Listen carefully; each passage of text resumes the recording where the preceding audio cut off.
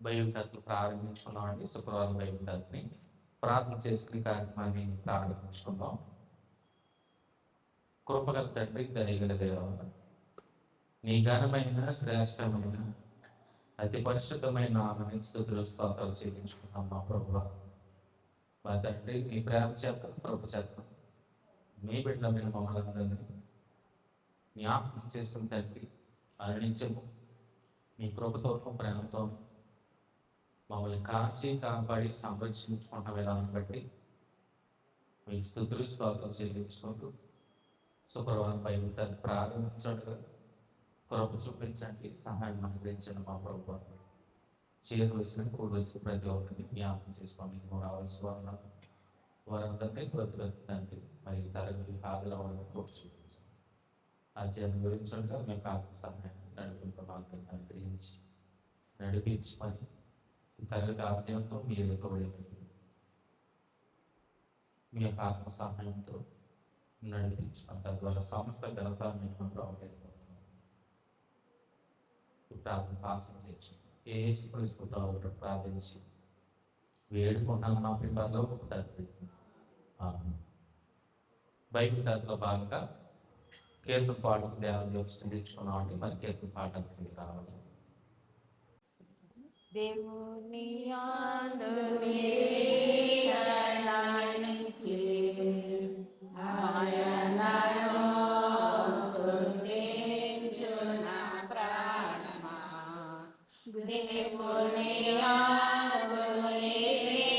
నిరీక్షణించి ఆయనను స్తుతించున ప్రాణమా. ఏ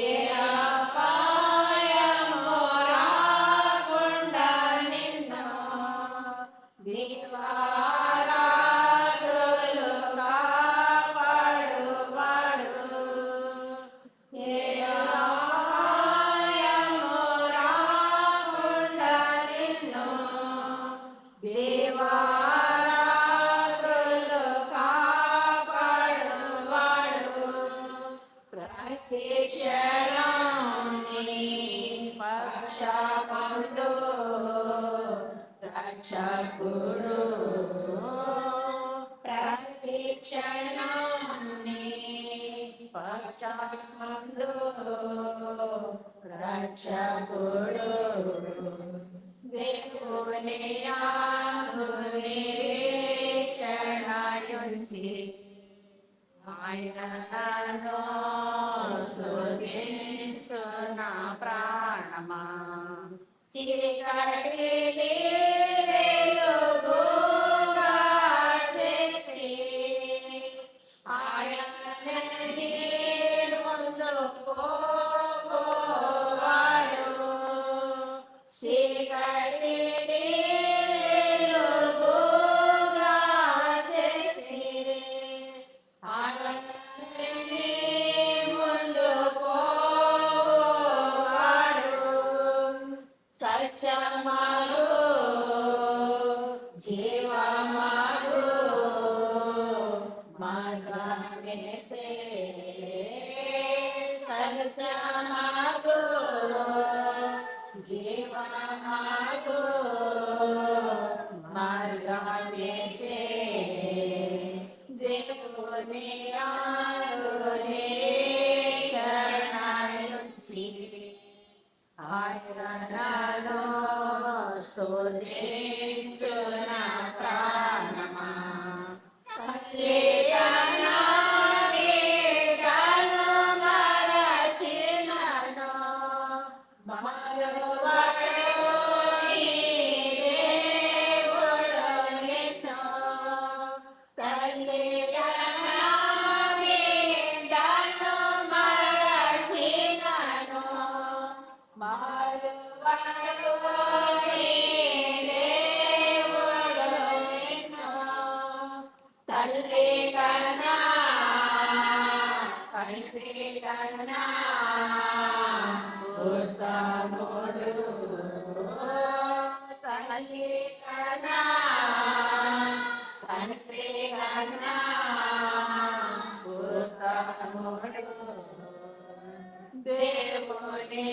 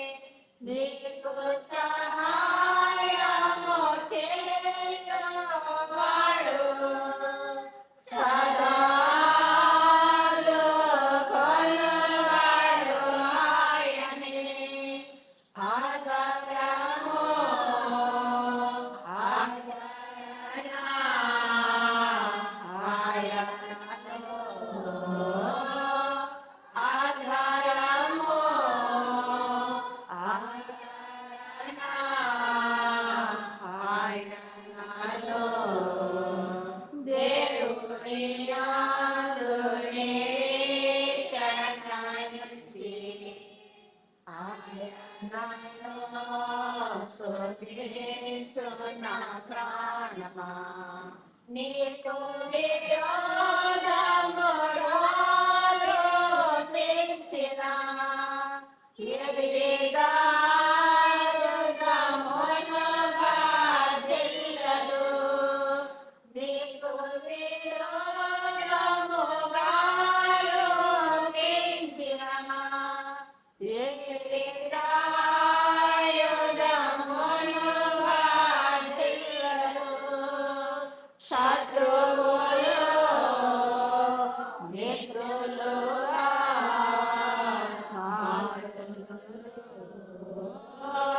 శత్రువులు మిత్రులుగా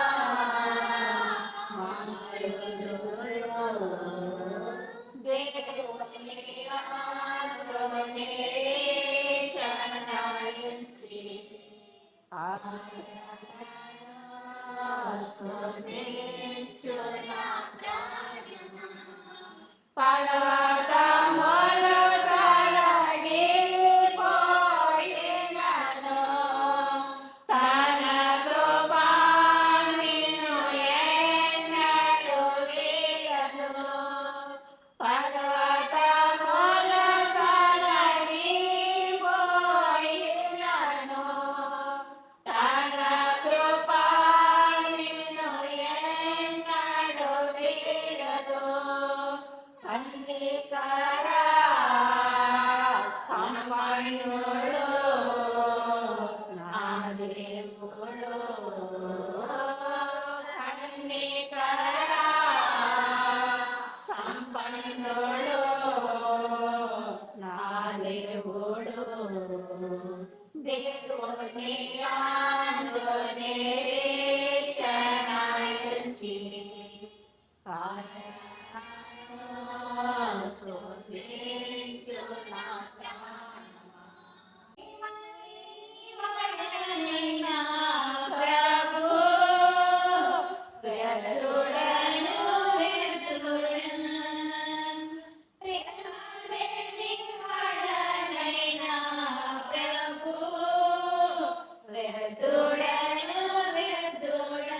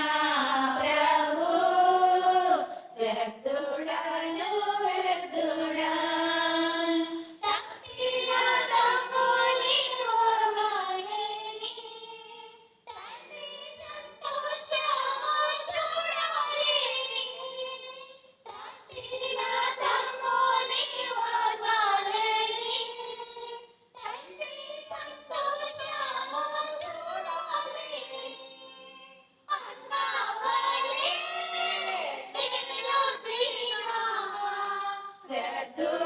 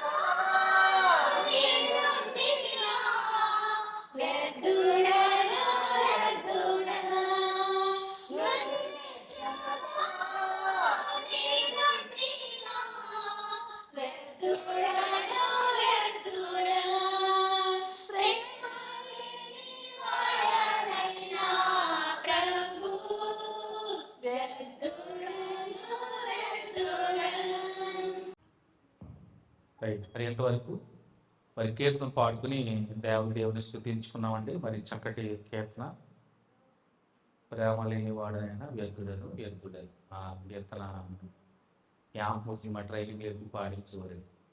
ఎందుకంటే తెలియదే ఉంది, ట్రైనింగ్లో అయినా చిన్న చిన్నవి వస్తూ ఉంటాయి ఇబ్బందులు, అంతే కదా స్కూల్లాగే. అలా వచ్చినప్పుడు డైరెక్టర్ గారు పాడిస్తూ ఉండేవారు అన్నమాట, గొడవ లేకుండా పట్లాడ లేకుండా.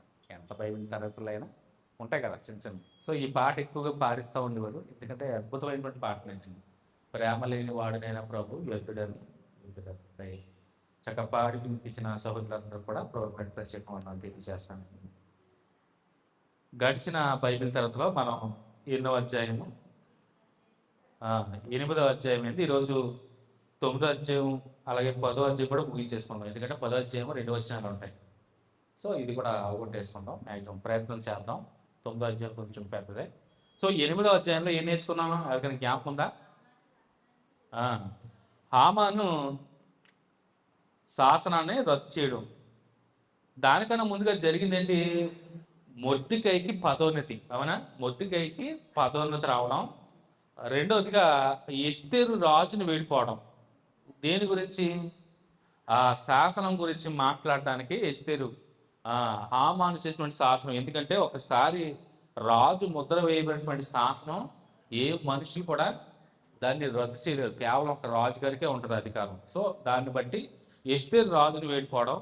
అలాగే రాజు ఇంకొక క్రొత్త ఆజ్ఞని ఇవ్వడం, ఆ పాత ఆజ్ఞని రద్దు చేసి క్రొత్త ఆజ్ఞ ఏంటి, ఇదంతా రాజులు యూదులకు విడుదల కలగజేయాలని ఒక నూతన ఆజ్ఞ ఇచ్చి ముద్ర వేయించాడు. 127 సంస్థానాలన్నిటికీ పంపిస్తాడు. పాత ఆజ్ఞని రద్దు చేసి కొత్త ఆజ్ఞ ఇవ్వడం. అలాగే రాజైన అహష్వేరోషు ప్రజలందరూ దాన్ని బట్టి సంతోషించడం, ఉల్లసించడం. అవునా, అలాగే యూదులందరికీ ఉపశమనము, ఉల్లాసము, ఆనందము, సర్వరాజ్యమందు ఘనత నొందిన వారిగా యూదులు వర్ధిల్లారు. సో అది మనం 8వ అధ్యాయం జ్ఞాపకం చేసుకున్నాం. సో ఈరోజు 9వ అధ్యాయము. సో 9వ అధ్యాయంలో యూదుల బీజం, 9వ అధ్యాయంలో యూదుల బీజం గురించి ఇక్కడ ప్రత్యేకంగా ప్రస్తావించబడ్డం. అలాగే మొదటి నుంచి 19వ వచనం వరకు యూదుల బీజము ప్లస్ మరియు ఈ ఎస్తేరు హామానుకున్నటువంటి 10 మంది కుమారులను కూడా హతమార్చమని రాజుని ఆశ్రయించడం. రాజ్యాంగ ప్రకారం 10 మంది కుమారులు కూడా ఒత్తియడం జరుగుతుంది. ఇక్కడ మొదటి నుంచి ఈ 19వ అధ్యాయం వరకు అదే కనపడుతుంది మనకి, చదువుకుంటాం. రాజు చేసిన తీర్మానమును చట్టమును నెరవేరు కాలం వచ్చినప్పుడు ఆదారు అను 12వ నెల 13వ దినమున యూదులను జయింపగలుగుదమని వారు పగవారు నిశ్చయించుకుని దినమనే యూదులు తమ పగవారి మీద అధికారం ఉన్నట్లు అగుపడిన. సో ఏ యూదులనైతే ఆదారు నెల అంటే పూరు అనే ఆ చీట్లు వేసి ఆ విధానంలో 13వ తారీఖునే డేట్ ఫిక్స్ చేసుకున్నారు. ఆదారు నెలలో 13వ తారీఖునే ఏ యూదులను అయితే సంహరించాలని ప్రయత్నం చేశారో, కుట్ర పన్నారో, అదే నెలలో అదే రోజున యూదులు విజయం సాధించడం. ప్లస్ ఇంకొకటి ఏంటంటే శత్రువుల మీద ఏం కలిగిందంట, పగవారు నిశ్చయించుకుని దినమనే యూదులు తమ పగవారి మీద అధికారం ఉన్నట్లు ఒకటి. ఎందుకంటే డామినేషన్ అంటే వాళ్ళని ఇది అవ్వడం. సో వీళ్ళు పైకి ఎత్తపడడం అంతా దేవుని కృప, దేవుని ప్రణాళిక. దేవుని ప్రజలు పైకి ఎత్తపడడం, దేవుని ప్రజలు కాని వారు కింది స్థాయికి రావడం. అంటే ఒక రకంగా అధికారంతో కూడినటువంటి ఒక ఫీల్ని రప్పించాడు దేవదేవుడు నిజంగా. సో క్రియల ద్వారా. అవునా, ఎప్పుడైతే పాత ఆజ్ఞను కొట్టివేసి కొత్త ఆజ్ఞ ఇవ్వడం, యూదులందరూ గొప్ప ఆనందం, గొప్ప సంతోషం, ఒకలాంటి ఉజ్జీవం వచ్చింది, ఉజ్జీవం తగిలింది ఒక రకంగా చెప్పాలంటే దేవుని కృప వల్ల. సో వారు ఉజ్జీవాన్ని పొందుకున్నారు, ఆ ఉజ్జీవ అనుభవాన్ని పొందుకున్నారు. వాళ్ళు సంతోషంతో వారు ముందుకు కొనసాగారు. సో చూడండి, ఈ యూదులు రాజైన అహష్వేరోషు యొక్క సంస్థానాలలో నుండి పట్టణములందు తమకు కీడు చేయవలని చూచిన వారిని హతము చేయడం కూడుకునేది.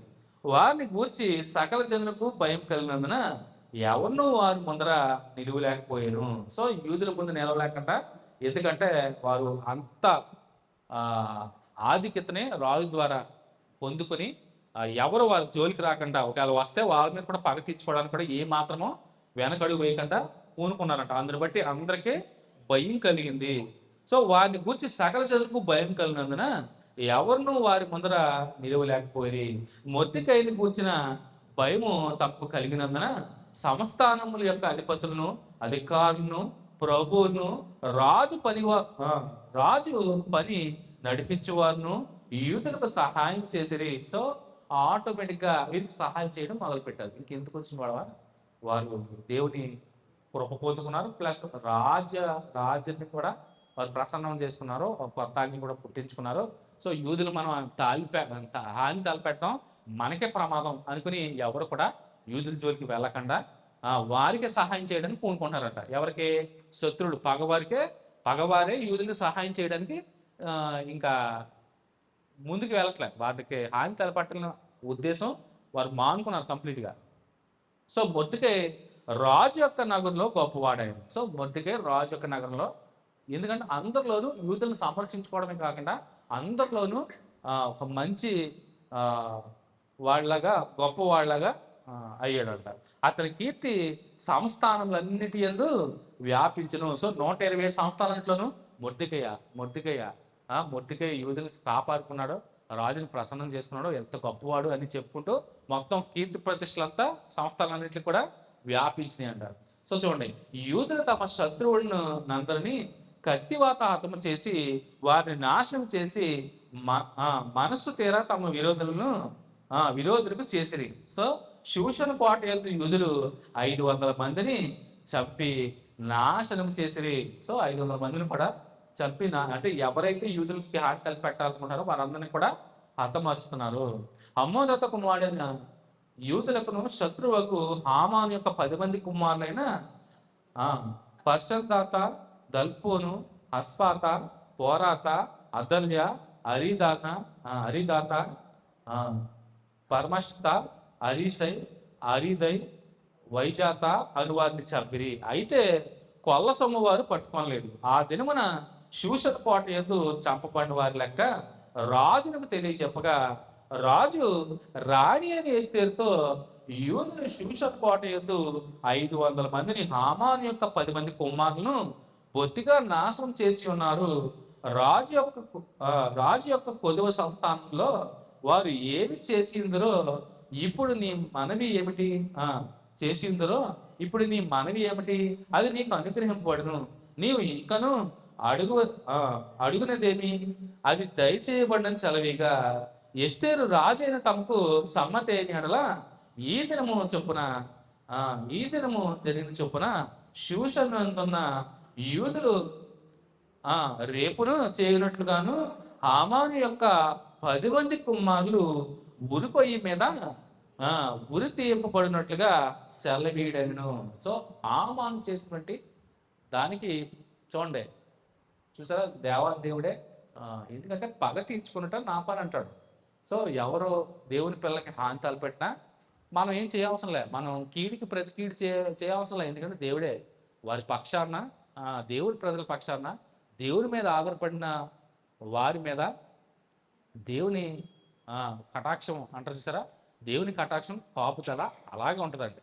మనం వాళ్ళకి హాని తలపెట్టినా దేవుడు పగ తీర్చుకుంటాడు, కానీ మనం ఏం చేయవసలేదు, ఆయనే చూసుకుంటాడు. సమస్తము ఆయనకు విడిచిపెట్టడమే. మనం ఎంత ఆవేశపడి మనం ఎంత ఇది చేసినా కానీ దానివల్ల ప్రయోజనం ఉండదు, కానీ ఆయనే పగ తీర్చుకుంటాడు.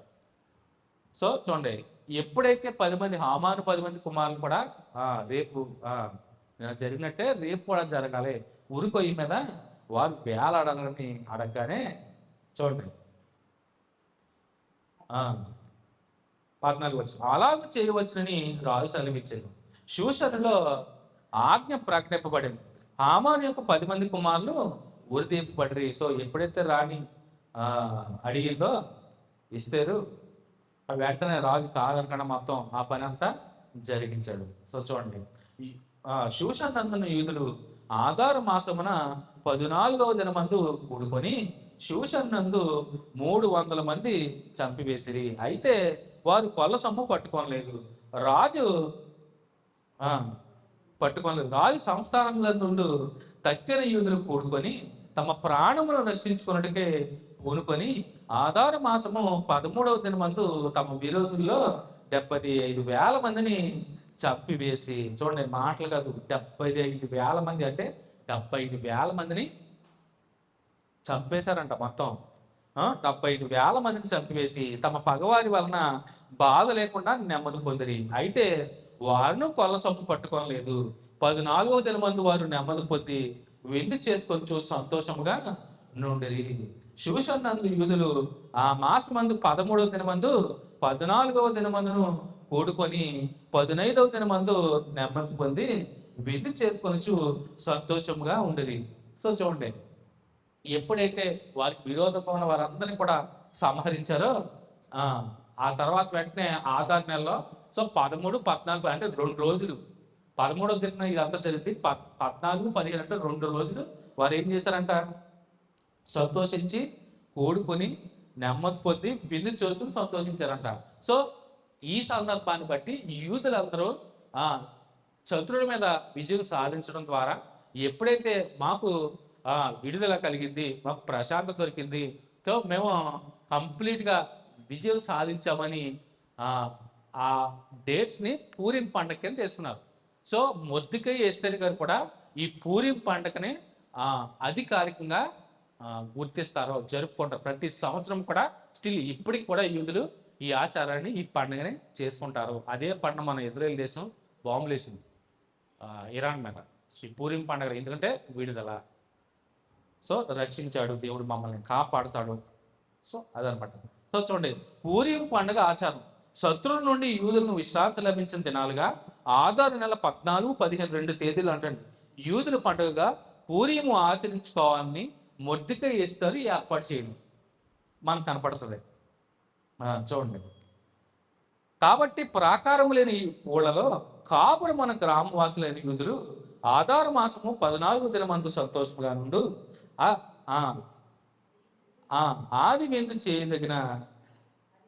అది విందు చేయదగిన శుభదినం అనుకొని ఒకరికొకరు బహుమానములు పంపించుకొని వచ్చిరి. సో చూడండి, అంటే ఒక పండగ వాతావరణం అక్కడ నెలకొంది.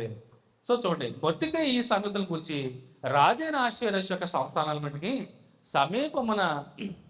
సమీపమనేమి దూరమనేమి నివసించి ఉన్న యూదులందరికీ పత్రికలు పంపి యూదులు తమ పగవారి చేత బాధపడక నెమ్మది పొందిన దినములనియు వారు దుఃఖము పోయి సంతోషము వచ్చిన నెలనియు వారు మూలుకుంట మానిన శుభదినమనియు ప్రతి సంవత్సరము ఆధారు నెల యొక్క 14వ దినమున 15వ దినమున వారు ఆచరించుకొనుచు విందు చేసుకొనుచు సంతోషంగా నుండి ఒకరికొకరు బహుమానములను దరిద్రులకు కానుకలను పంపదగిన దినములన్నీ వారికి స్థిరపరిచెను. సో దీన్నే పూరిము 14, 15 రోజులు ఆధార్ నెలలో పూరిం పండుగ చేసుకోవడమే కాదు, ఒకరినొకరు ఆదరించుకోవడం, ఒకరినొకరు బహుమానాలు పంచుకోవడం, ఒకరినొకరు దానాలు అంటే లేని వారికి, లేమితనం ఉన్న వాళ్ళకి ఏం చేయాలంట, దరిద్రులకు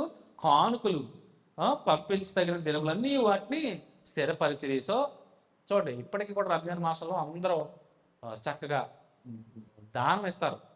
మరి పండుగ వారే కాదు, అందరితో షేర్ చేసుకుంటారు. కుల మత భేదాలు లేకుండా ప్రతి ఒక్కరికి కూడా పేదవారికి ధన సహాయము, వస్త్ర సహాయము, భోజనాలు, సేమ్యాలు అని చక్కగా అందరూ పంచుతారు. సో బక్రీద్ రోజున కూడా వారు కోసుకున్న మాంసం కూడా పంచుతారు. అబ్జర్వ్ చేయండి, పంచుతారు. అది ఖచ్చితంగా వారి నియమం, అది. సో పంచుతారు. సో ఇక్కడ అట్ ద సేమ్ టైం యూదుల ఆచరణ, ఈ పూరిం పండుగలు కూడా ఇది ఉంది. సో దానం చేయాలి, దరిద్రులను ఆదరించాలి, లేని వారికి అన్నం పెట్టాలి. దేవుడి ధర్మశాస్త్రం ఇదే కదా కోరుకున్నాడు, నాకు ఇష్టమైన ఉపవాసం ఇదే కదా అంటున్నాడు కదా. అన్ని విషయాల్లో కూడా వస్త్రాలు ఇవ్వడం, అన్నం లేని వాళ్ళకి అన్నం పెట్టడం, ఆదరించుకోవడం, దీనిని దిక్కులేని వాళ్ళని, దరిద్రుల్ని ఆదరించుకుని హక్కులు చేర్చుకోవడమే కదా ఆయనకి ఇష్టమైనది. సో చక్కగా పాటించారు. సో ఈ పూరిం పండుగ విశేషం అదనమాట. ఎందుకంటే ఇది ఎందు నిమిత్తం జరుపుకోవాలి, యూదులు గొప్ప విజయం సాధించారు. యూదుల విజయాన్ని సూచనగా ఈ యొక్క పూరిం పండుగని ఇప్పటి వరకు కూడా యూదులు ఆచరిస్తున్నారు. చూడండి 20 నుంచి 32 అంటే చివరాకన వచ్చిన వరకు పూరిము పండుగను స్థాపించడమే మనకు కనపడుతుంది. చూడండి, అప్పుడు యూదులు తాము ఆరంభించిన దాన్ని మొద్దుకే తమకు వ్రాసిన ప్రకారం నెరవేర్చుమని ఒప్పుకొనిరి. యూదులకు శత్రువుకు హమ్మోదాత కుమారుడైన అగాగీయుడకు హామాను యూదులను సంహరింపదాల్చి వారిని నాశనపరిచి నిర్మూలన చేయవాలని పూరు అనగా, చూడండి ఇక్కడ వివరిస్తున్నాడు, పూరు అనగా చీటీ వేయించి ఉండగా. సో పూరు అనేది ఏంటంటే ఆ పార్శికల ఆచారం, అంటే చీట్లు వేసి నిర్ణయించడం. సో ఎప్పుడైతే చీట్లు వేసి ఏదొస్తుందో ఆ తారీఖుని యూదులు సంహరించాలి, అదే కదా కుట్ర. సో దాన్నే పూరు పేరు మీద పూరీము పండగని మీరు ఆచరిస్తున్నారు, అదనమాట. చూడండి,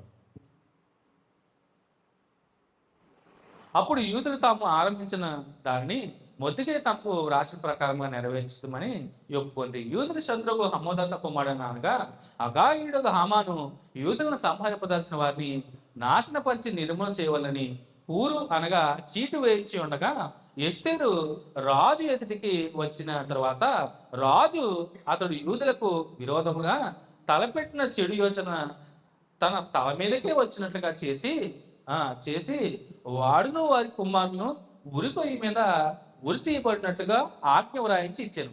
సో ఇది రాణిగారు ఎస్తేరు గారి ద్వారా ఏ యూదులకైతే హాని తలపెట్టారో అదే యూదులు విజయాన్ని పొందుకోవడమే కాదు, వారి శత్రువునికి విరోధంగా ఎవరైతే ప్లాన్లు వేశారో, వారి నాశనాన్ని కోరుకున్నారో వారిని అదే ఉరి మీద ఉరి తీర్చడం, వారి కుమారులు కూడా 10 మందిని కూడా ఉరి తీర్చడం జరిగిందని చెప్తున్నాడు. కావున ఆ దినములు పూరు అని పేరును బట్టి పూరీము అనబడిను. సో చూడండి, పూరును బట్టే పూరీము పండుగని వీరు దాని మీదే ఆ పండుగని ఆచరించడం ప్రతి ఏటా జరుగుతున్నారట.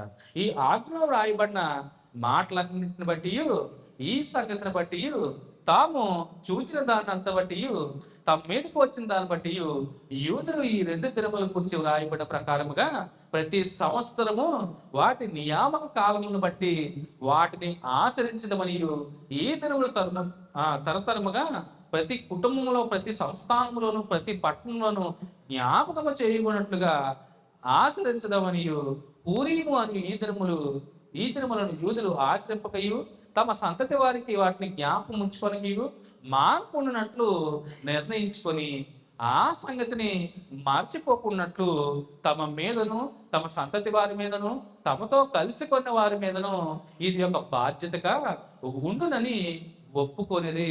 సో ఒప్పుకున్నారు. సో ప్రతి ఏటా మేము మా తరతరాలు కూడా ఈ పూరిం పండుగను మేము ఈ 2 దినాలు మేము ఆచరిస్తాము అని ఒకరినొకరు వాళ్ళు బాధ్యతగా ఉంటాము అని ఒప్పుకున్నారట. అప్పుడు పూరీమును గురించి వ్రాయబడిన ఈ 2వ ఆజ్ఞను దృఢపరచుటకు అబీహాయిలు కుమార్తెను రాణి అని ఎస్తేరును యూదుడైన మొర్దెకైయు ఖండితంగా వ్రాయించని, అంటే ఒక ఆర్డర్ పాస్ చేశారు ఈ పూరి పండుగ ఆచరించారు. ప్రతి ఒక్క యూదు కుటుంబంలో ఉన్న ప్రతి ఒక్కరూ కూడా ఖచ్చితంగా ఏటేటా ఆధారంలో 13, 14, 15 అంటే 2 రోజులు ఖచ్చితంగా ఈ పండుగని ఆచరించాలని ఒక ఆజ్ఞగా వారు ఎవరు ఎస్తేరు మొదటిగా ఇరువురు కూడా ఒక ఆజ్ఞగా దాన్ని చేశారంట. చూడండి, చివరిగా సంతోష దినాలు. సో సంతోష దినాలే కనపడతాయి మనకి వ్రాయించారు. సో మరియు యూదులైన మొర్దెకైను రాణి అయిన ఎస్తేరును యూదులకు నిర్ణయించిన దాన్ని బట్టి వారు ఉపవాస విలాప కాలములను ఏర్పరచుకొని తమ తల మీదకు తమ వంశపు వారి మీదకును ఒక బాధ్యత అని ఎంచుకొని వాటిని జరిగించడమని ఒప్పుకొన్న ప్రకారంగా ఈ పూరిమ అను పండుగ దినములను స్థిరపరచుటకు అతడు అశ్వారోషు యొక్క రాజ్యమందు 127 సంస్థానములో ఉన్న యూదులందరికీ వారి క్షేమము కోరినట్టు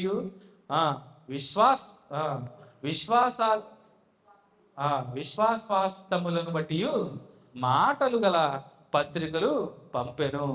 ఇలాగుడి ఎస్తేరు యొక్క ఆజ్ఞ చేత ఈ పూరిమ యొక్క సంగతులు స్థిరమై గ్రంథములో వ్రాయబడిను. ఇది 9వ అధ్యాయం. సో మాదియ పార్శికుల గ్రంథాల్లో వ్రాయబడ్డాయంటండి. సో ఈ గాథ అంతా చక్కగా వివరించి వ్రాయబడి ఉన్నాయంట.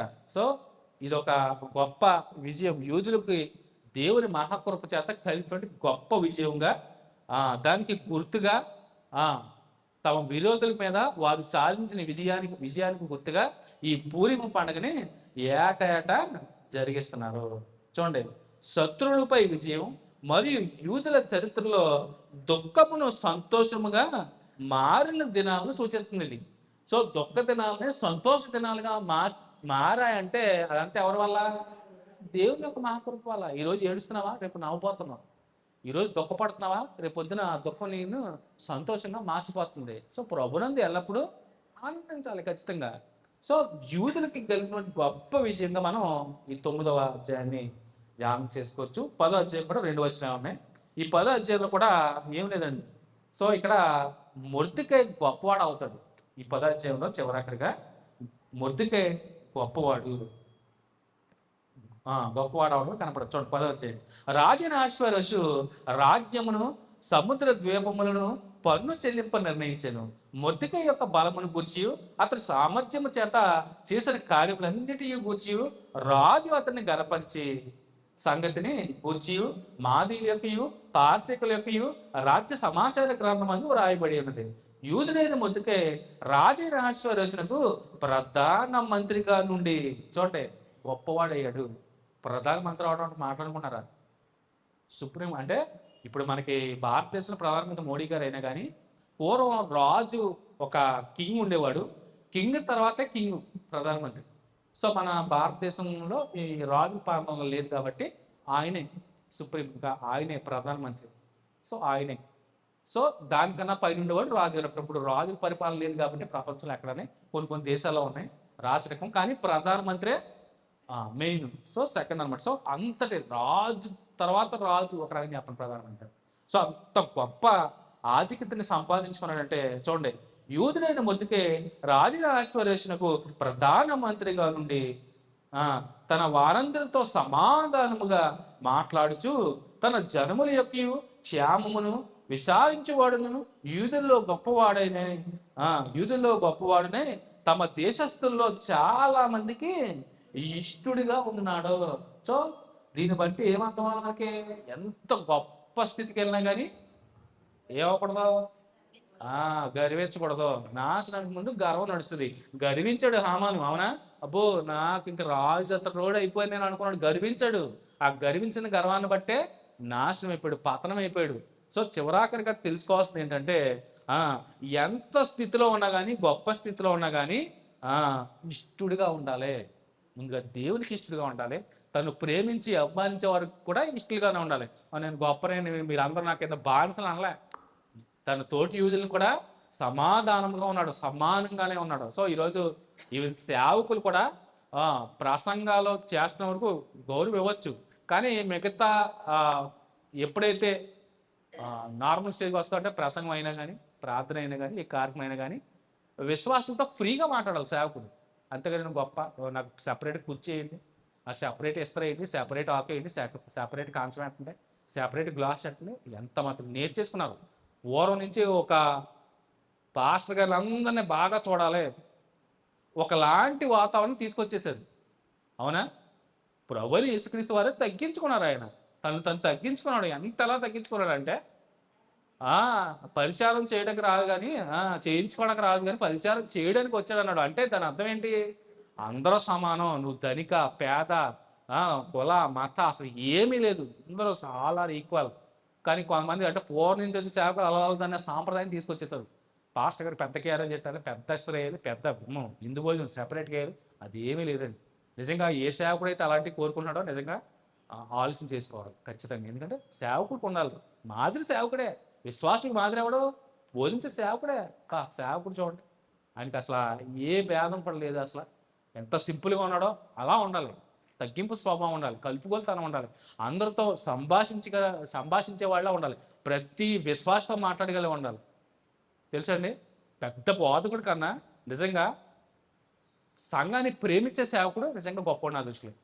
తెలుసండి, ఎంతో కారులో హంగు ఆర్పాటాల్లో పెద్ద పెద్ద సేవకుల ముసుగులో తిరిగేవారి కన్నా స్థానిక సంఘ సేవకుడు చాలా బెటర్. ఎందుకంటే రోగం వచ్చిన, వ్యాధి వచ్చిన, బాధ వచ్చిన ఇంటికి వెళ్ళి పరామర్శించేది, ఇంటికి వెళ్ళి చూసేవాడు సేవకుడే. వారి సాధక బాధలన్నింటిలోనూ పాలు పంపులు పంచుకుని, కష్ట సుఖాల్లోనూ షేర్ చేసుకుని, మాట్లాడి ధైర్యం చెప్పేవాడు కాపరే. నిజంగా ఎంత గొప్ప ధన్యత అండి నిజంగా దేవుడు కాపరికి ఇచ్చింది నిజంగా. సో అలా ఉండాలి. బాగోలేదా వెళ్ళాలి, ఖచ్చితంగా పరామర్శించాలి, మాట్లాడాలి, ఓదార్చాలి, ఆదరించాలి. సో అంత గొప్ప ఆధిక్యతను ఇచ్చాడు. సో ఎంత సేవలో గొప్ప స్థితికి వెళ్ళిన సేవకుడు అలాగే ఉండాలి. దేవుని సన్నిధికి వచ్చినప్పుడు అలాగే ఉండాలి. సమాధానపరచాలి, విశ్వాసంతో మాట్లాడాలి. సో ఇది మరి ఎస్తేరు గ్రంథంలో ఈ 10 అధ్యాయాల సారాంశం. సో చూడండి, ఏదేమైనా కానీ దేవుని ప్రేమిస్తే, దేవుని విడిచిపెట్టకుండా దేవుని ప్రేమిస్తే తను నమ్ముకున్న విశ్వాసులు ఏంటండి, తను నమ్ముకున్న ప్రజల్ని ఆయన సమస్తాన్ని సమకూర్చుకుంటాడు, ఎలాగైనా పైకి లేవనెత్తాడు. పౌలు రోమపత్రికలో మాట్లాడాడు 8వ అధ్యాయంలో అద్భుతంగా, సమస్తము జరిపించి నడిపించుకుంటాడు తనను ప్రేమించే వారిని. చూడండి 8వ అధ్యాయము రోమపత్రికలో ఒకసారి చూద్దాం. అద్భుతమైన మాట పౌలు మాట జ్ఞాపకం వస్తుంది చక్కగా 8వ అధ్యాయంలో చూడండి. రోమపత్రిక 8వ అధ్యాయంలో అద్భుతమైన దేవుణ్ణి ప్రేమించే వారికి నిజంగా అద్భుతంగా మాట్లాడుతాడు పౌలు. 8వ అధ్యాయం ఎంత 28వ వచనం చూడండి. దేవుని ప్రేమించే వారికి, సో యూదులు అంటే చూడండి, దేవుని ఎంతగానో ప్రేమించారు, దేవుని ఎన్నటికే ఎడబాయలేదు, దేవుణ్ణి ఆశ్రయించారు. చూడండి, దేవుని ప్రేమించే వారికి అనగా ఆయన సంకల్పము చొప్పున పిలువబడిన వారికి మేలు కలుగుటకే సమస్తమును సమకూడి జరుగుచున్నవని ఎరుగుదము. చూడండి, ఆయన మీద ఆధారపడే వారికి, దేవుని ప్రేమించే వారికి అనగా ఆయన సంకల్పం అంటే ఆయన చూపుని మార్గంలో నడిచే వారందరికీ కూడా దేవుడు ఎలా ఉంటాడంట, సమస్తమును సమకూడి, సమస్తము సమకూరుస్తాడు. వాళ్ళు సమకూర్చలేదా? అసలు ఎక్కడో ఉన్నటువంటి ఎస్తేరుని తీసుకురావడం ఏంటి, సంస్థానంలో పెట్టడం ఏంటి, రాయింగ్ చేయడం ఏంటి, మొద్దుకై గుమ్మం ముందు అనామకుడిగా ఉండటం ఏంటి, అలాంటి మొద్దుకైని అంతఃపురంలోకి రప్పించడం ఏంటి, ప్రధానమంత్రిని చేయడం ఏంటి, ఇదంతా తను ప్రేమించిన ప్రజల కొరకే చేశాడు. ఇదంతా తను ప్రేమించే వారిని దేవాది దేవుడు ఎంత మాత్రం కూడా విడిచిపెట్టడో, ఆయన చూపుల మార్గంలో నడిచిన వారందరినీ కూడా ఖచ్చితంగా జ్ఞాపకం చేసుకుంటాడో, 100 సంవత్సరాల తర్వాత జ్ఞాపకం చేసుకున్నాడో. సో పార్శక రాజుని ద్వారా అశ్వారోషు చెడ్డోడు అయ్యొచ్చు, తాగుపోతు రాజు అయి ఉండొచ్చు, కానీ అశ్వారోషు మనసునే కదిలించాడు. నిజంగానే యూదుల క్షేమం కొరకు చక్కటి ఆజ్ఞని ఇవ్వడంలో మెయిన్ ఎస్తేరు, మొర్దెకైలు ఎన్నుకోవడం వెనక దేవుని ప్రణాళిక, దేవుని యొక్క చిత్తము, తను ప్రేమించే ప్రజల కొరకు ఏర్పాటు అనేది ఎంత గొప్ప. నిజంగా ఒక రకంగా ఆలోచన చేస్తే గూస్ బంప్స్ వస్తాయి నిజంగా. ఇది కూడా, ఈ స్టోరీ కూడా సినిమాలు తీశారంటే ఎంత గొప్ప చరిత్ర నిజంగా. ఇది 100 సంవత్సరాల చరిత్ర, 100 సంవత్సరాల తర్వాత జరిగినటువంటి ఈ యొక్క గాథ, అద్భుతమైనటువంటి ఒక గాథ నిజంగా. తన ప్రజల్ని ఎట్టి రీతిగా వెనకుండి చూడండి, ఈ 10వ అధ్యాయంలో దేవుని ప్రస్తావన ఎక్కడ కనపడదు. చూసారా, అబ్జర్వ్ చేశారు మీరు? యెహోవా దేవుడు ఇలా చేశాడు, అలా చేసి ఒక్క వచనం కూడా ఉండదు. దేవుని యొక్క డైరెక్ట్ ఇన్వాల్వ్మెంట్ లేకపోయినా తెర వెనకుండి ఆయన నడిపించిన విధానం అత్యద్భుతం నిజంగానే. ఒక మలుపులు తిరిగే ట్విస్టుల మీద ట్విస్ట్ అంటారు చూసారా, అద్భుతమైనటువంటి మలుపులు, కథలతో కూడుకున్నట్టు అద్భుతమైనటువంటి గాథ ఈ ఎస్తేరు పుస్తకం. ఇందులో మన భారతదేశ ప్రస్తావన కూడా ఉంటుందని చెప్పాను. దీన్ని రాసింది ఎవరని చెప్పాను గుర్తొచ్చిందా? ఎస్తేరు గ్రంథం రాసి చెప్పలేరా? మొర్దెకై.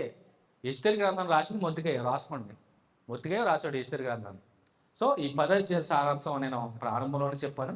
సో మరి వచ్చే బైబిల్ తత్వం మరొక గ్రంథం, యోగ గ్రంథం ప్రారంభించుకున్నాం. శ్రద్ధగా మంది కూడా ప్రార్థనావసరం తెలియచేయదు. సురేష్ వరకు ప్రారంభించేది.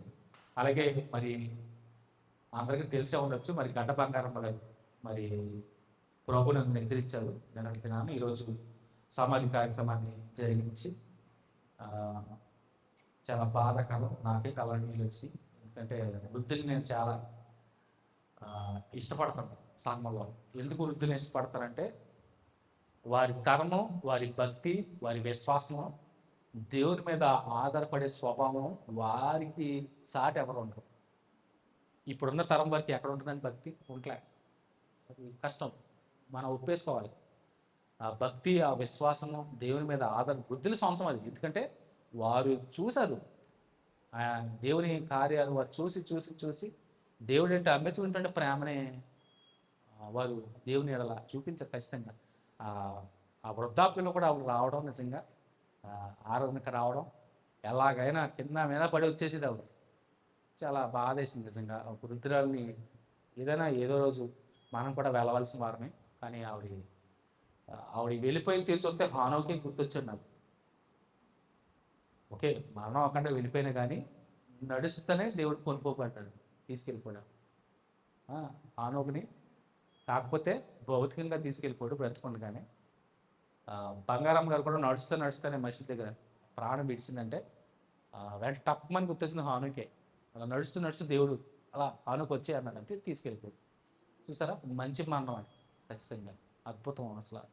అందును బట్టి దేవునికి ఎంతగానో స్తోత్రం చెల్లించుకోవాలి. మరి బంగారం గారి ఆత్మ మరి నెమ్మది పొందే స్థితిలో మరి ఉంటుంది. మనం ఖచ్చితంగా నమ్మాలి, విశ్వాసం ఉంచాలి ఏదేమైనా కానీ. సో కుటుంబ ఆదరణ కొరకు ప్రార్థన చేయండి. బంగారం గారికి ఎవరు లేరు, మ్యాక్సిమం కొంతమంది బంధువులు ఉన్నారు. సో ఆదరణ కొరకు ప్రార్థన చేయండి. మరి కార్యక్రమం ఇప్పుడు నాకు ఏం చెప్పలేదు. రైట్, ఇంకేమైనా ప్రార్థన అవసరం తెలియచేయండి. మరి విదేశాల్లో ఉన్న ప్రతి ఒక్క సహోదరిని జ్ఞాపకం చేసుకోండి, ప్రార్థన చేసుకోండి. ఇంకేమన్నా ప్రార్థన చేసుకోండి. సర్వమంత్ర సర్వశక్తి మంత్ర కృపగల తండ్రి, దయగల దేవా, నీ ఘనమైన శ్రేష్టమైన అతి పరిశుద్ధమైన నామమున స్తుతులు స్తోత్రాలు చెల్లించుకుంటాం మా ప్రభువా. ఇంతవరకు మరి శ్రేష్ఠ సంగతి తండ్రి ఈ స్థితిలో ధ్యానం చేసుకున్నాం తండ్రి. అందుని బట్టి మీ స్తుతులు స్తోత్రాలు చెల్లించుకుంటూ చేరు వచ్చిన కూడి వచ్చిన ప్రతి ఒక్కరిని పేరు పేరు మరి జ్ఞాపకం చేసుకుని పొందాలి, దీవించండి, ఆశ్రయించుకున్నాం. విదేశాలు ఉన్నప్పుడు ప్రతి ఒక్క సహోదరుని కూడా మనం జ్ఞాపకం చేసుకుంటాం. మీరు అక్కడ చదువుకోవాల్సి సంఘాన్ని జ్ఞాపకం చేసుకొని సంఘంలో ఎవరైతే బలహీనన్నారో బలపరచండి. ఎవరైతే అనారోగ్యంతో బాధపడుతున్నారో వాళ్ళని ముట్టి స్వస్థపరిచి కృప చూపించండి, సహాయం అందిస్తుంది తండ్రి. మరి సురేష్ జ్ఞాపకం చేసుకొని అనారోగ్యంతో ఉన్నాడు. అలాగే మొత్తం నీకు ఎవరైతే అనారోగ్య సమస్యతో బాధపడుతున్నారో వాళ్ళని జ్ఞాపకం చేసుకోండి. ప్రసాదం బాబు కూడా జ్ఞాపకం చేసుకోండి మా ప్రభు. అలాగే మా తండ్రి మరి ఇంకను తను మరి విచేతమైతే మరొక బైబిల్ అందరూ కలిసి మనకు అధ్యయనం వివరించుకోవడానికి మాకు మరొక తరగతి మాకు అనుగ్రహించి నడిపించడం మరి మోయించడం మనకు మంత్రులను తోడైతే క్షేమంగా సురక్షితంగా వారి వరకు చేసి నడిపించడం ఈ ప్రార్థన పాసం చేస్తున్నాం. యేసుక్రీస్తు ప్రభువును ప్రార్థించి వేడుకున్నాం మా పరిపాలనలో తండ్రి.